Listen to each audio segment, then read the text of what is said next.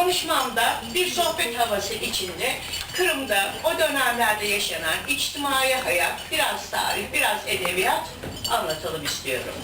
Kırım'da edebi ürün olarak bilinen ilk ürün 13. asırda Mahmud Kasım'ın yazdığı Yusuf ile Züleyha Mesnevisi ve 14. asırda Ebu Bekir isimli bir düşünürün yazdığı Kalendername isimli eserdir. Kırım Hanlığı'ndaki yaşayan Kırım Türklerinin esas dili Kıpçak Türkçesinin bir koludur.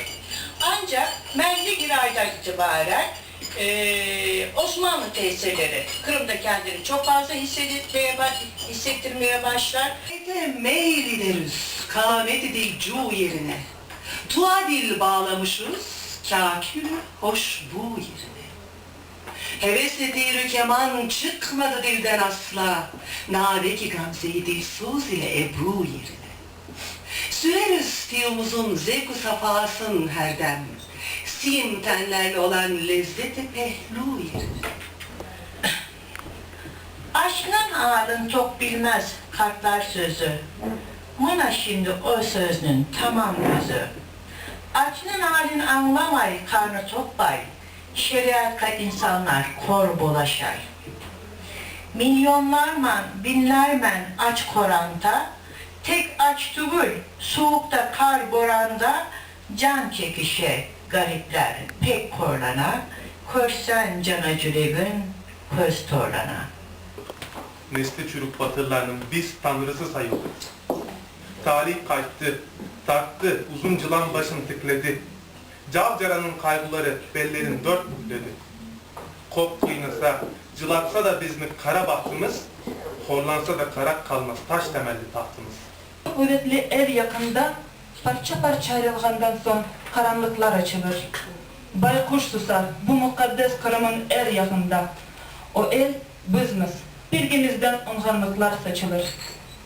Ey nur açıl, bir koyaştay biz yaşlarını aydınlat. Tatarlıkını yükseltecek bilgilerмен hep yaşar. Mavi gözlerinde şarlı aydınlığı, senin kolunda geleceklerin çaltlığı, özelliği var iken de, benim oksuz yüreğimde yalnızlıkın karartısı. Avandan tütün aramları kokusu, dertli aşıkının yangıragan davışı. Eşitemey, koklayalmayın, görünmey Hansaray'ın yaltıranan avlusu. Sen beni neler kırdın, ne için gözüm yaşlana. Ağlama sen, buzlar koçtu, yanı ömür başlana. Ya sen beni neler kırdın, ne için gözün yaşlana. Ağlama sen, buzlar koçtu, yanı ömür başlana. Selam sana Karadeniz, açsam ağlını, ne vururum, bala.